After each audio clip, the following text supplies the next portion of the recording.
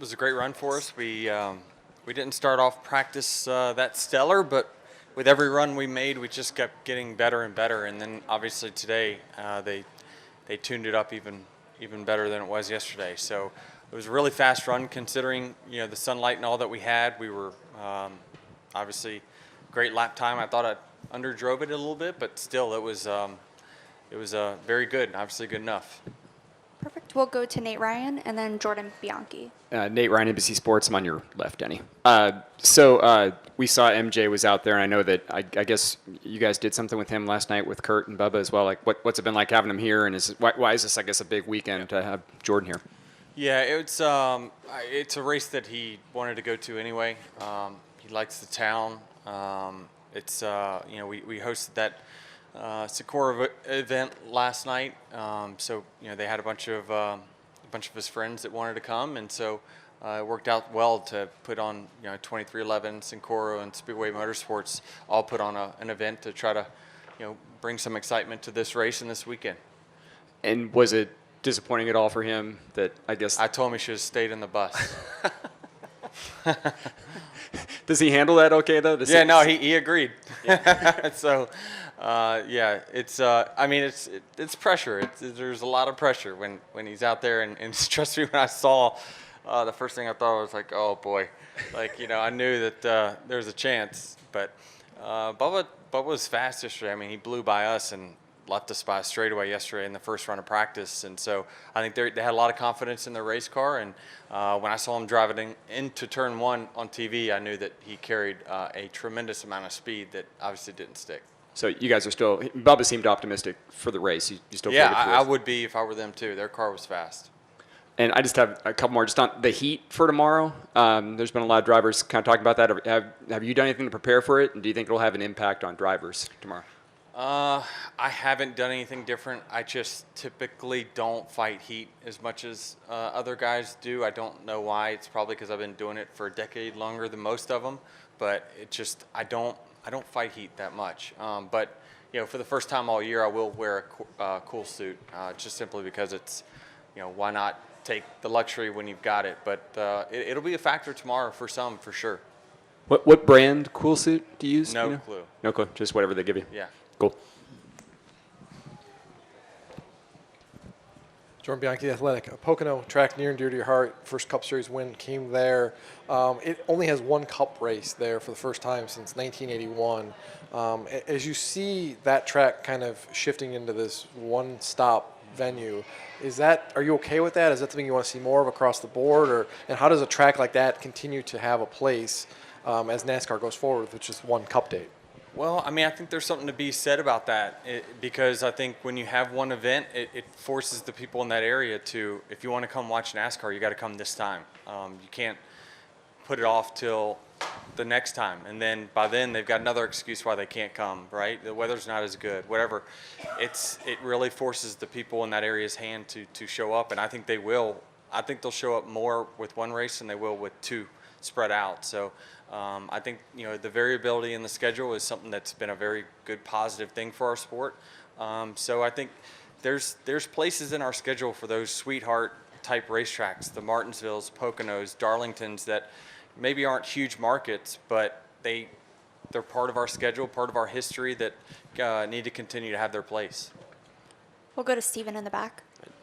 Stephen Toronto, CBS Sports. Denny, on the subject of being back in Nashville, last year there was a lot of excitement around the inaugural race here for the Cup Series, but at the same time it was still kind of a post-COVID situation where things were just starting to get back to normal.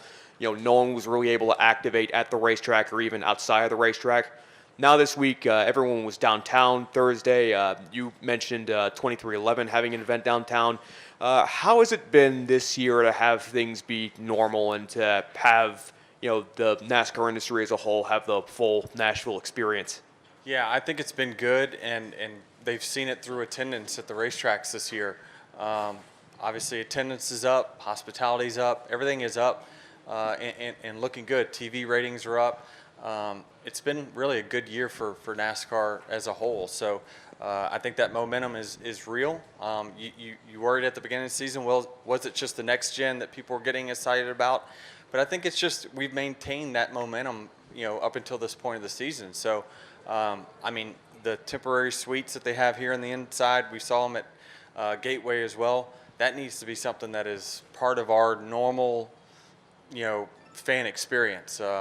When it's going to be 100 degrees out here tomorrow, people are going to want to be in those nice suites. And so that's the type of fan experience that needs to be offered to our fans. And I think that we're seeing these tracks really step up and put these temporary structures up that you'll see at most golf events, F1 events. It's just part of the experience that we need to continue to explore and expand. All right. Thanks, Denny. Yep. We'll go to Chris Knight. Chris Knight, Denny, there's been some rumblings this week that maybe Road America is going to come off the schedule for 2023, and some drivers today said it was sad, it was frustrating, and a massive loss for the sport if that happens, because they felt like that Road America was a good tradition, especially on July 4th weekend with the numbers of fans that come from both USA and Canada. I just want to know what your thoughts were if that does happen. Again, I think that track has a place in our schedule. It's in an area that we don't visit often, so I'd like to see it continue to be part of our schedule. I don't know that we should really jump the gun too much on it being off of our schedule.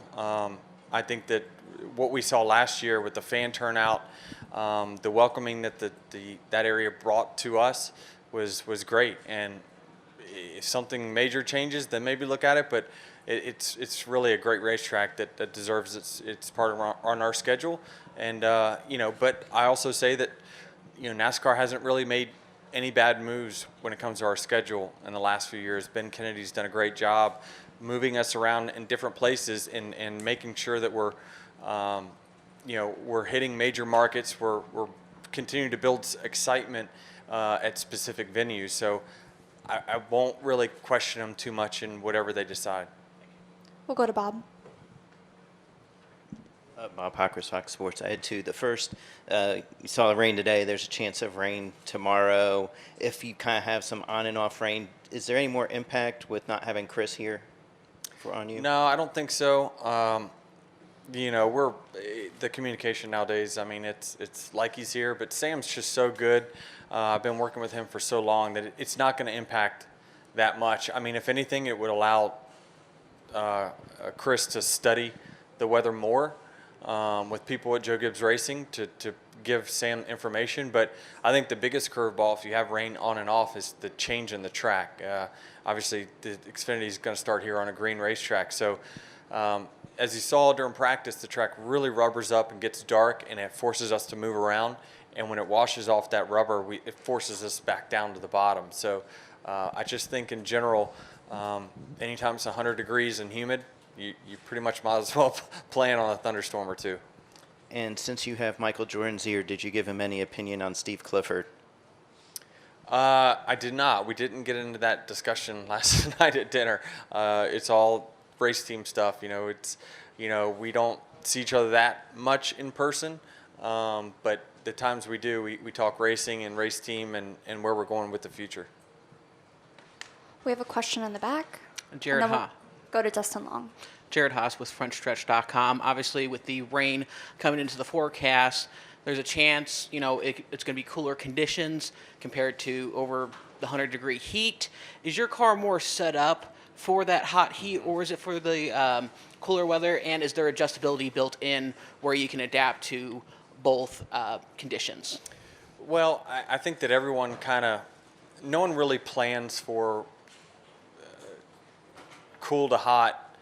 There's nothing we're going to do overnight that says we're going to build adjustability in our car. We're going to try to build it to conditions like these, sunny, and a rubbered up racetrack. Because I think for the most part, that's what we will be racing on. But we will have to adapt our car, no doubt about it, when the track does get cleaned off, if it does and it cools down. I'm sure they're looking at different models of what we need to change to the car that would make it better for those conditions. But I don't think we're going to wholesale our setup to adjust it for the weather and the variability of that weather. Thank you. Thanks. Dustin Long, NBC Sports.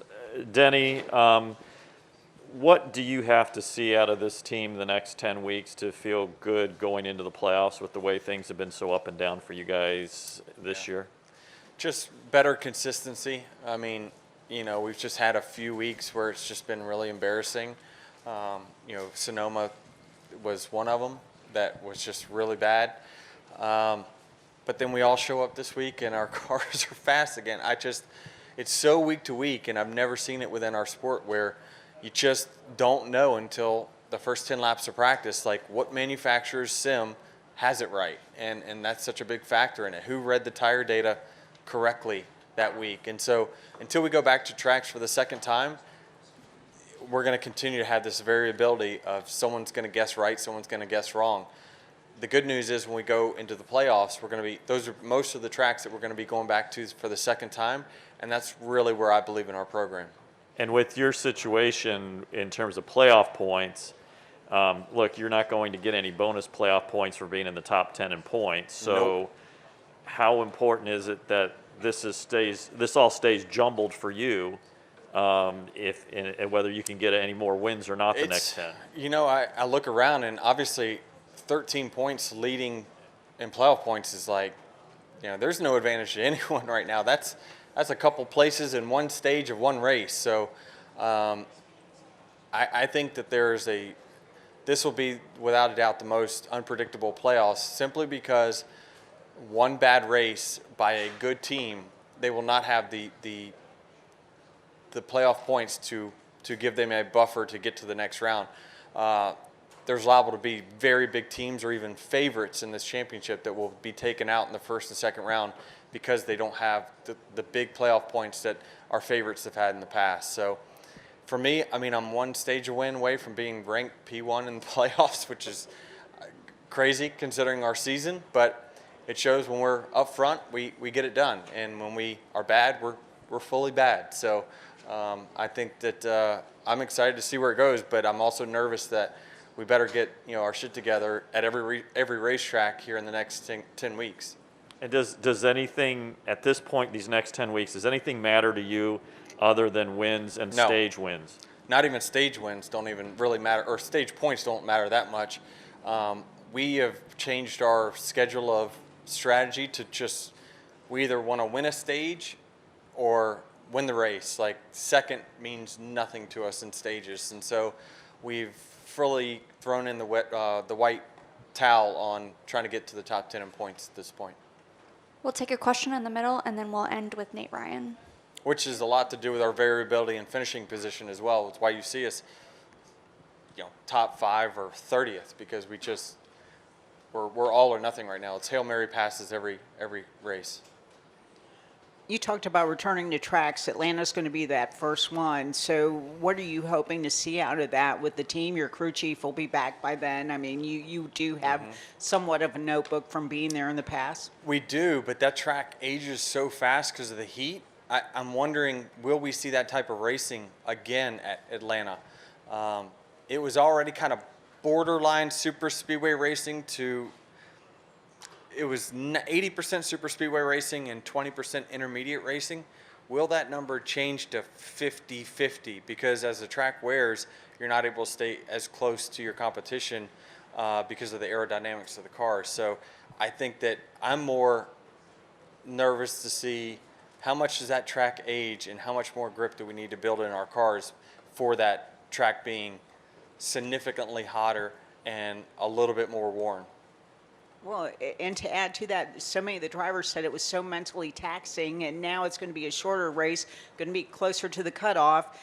It just seems to escalate the craziness that we can anticipate from Atlanta. It could be your second Daytona type of race where, it was a bit of a crash fest anyway the first time around, but it could be that type of race where people are like, all right, this is for those who think speedways is my only avenue to winning a race legitimately, you could see the intensity amping up for those guys when they get to tracks like Atlanta and Daytona, knowing that, okay, this could be my second to last chance to make it in. So, yeah, it certainly could have the crazy potential.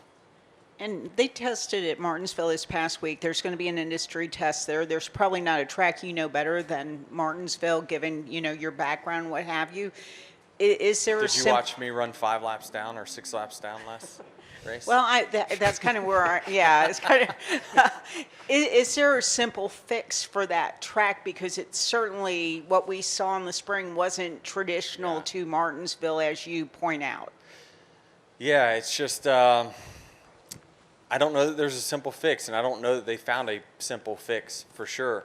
But you know, it's just kind of that was a product of the car and the way it was designed, and it's just I don't know that it was really designed to be better on short tracks. It was designed to hopefully be better on the intermediates, which I think we certainly have seen a bump in performance on intermediates with great races. But the short track certainly needs some attention put on them, and NASCAR's trying to fix it the best they can, understanding that we can't just redesign a car right this second. If we were to redesign a car for next year to fix short track, like we would have to be testing now to get new parts for next year, and then I don't even know if we could get the parts ordered in time to get them. So it's just a really tough box that we're in, because of supply chains and things like that. So it's just a tough box. Hopefully it's better. I think they made some little gains, but certainly we need big gains at tracks, especially the short ones. Denny, I just had a couple of follow-ups on what you were saying about being so hit and miss with teams this year. Sonoma being like the worst performance for Toyota and Cup in 15 years. Do you have any explanation for why you guys were so bad? We got somewhere in our information and data, we got sent down the wrong path. I mean, it's interesting because we were so different on setups, but generally speaking, there are some common things within all of our cars that were just not right for anyone. So we were not good, to say the least, and we're digging into all the information we can to figure out why that we were all sent down this rabbit hole that was not good. Is it just as simple as it's the new car this year? Because the narrative we heard 2020, 2021, that like the simulations now are like so high fidelity and so precise that it didn't matter, there was no practice anymore, you guys could show up on it. Is it just the new car? We had so much information on the old car. Yeah. The tires didn't change. Like every year, like these wider tires, 18-inch wheels, like the tire data, like it took us years to sift through the old information on the tires to figure out what really, when they send us, is real and what is not. We just assume now that, okay, that information is real, and some of it is and some of it isn't, and I think some manufacturers recognize that's not real, and other ones just have to trust it. So that's until we have more races on it, and you go back for the second time and you try something different, then you can go back and vet whether that information you got is real or not, and then you can move your programs around to make it right. Thanks. Thank you, Denny. Good luck tomorrow. All right, thanks.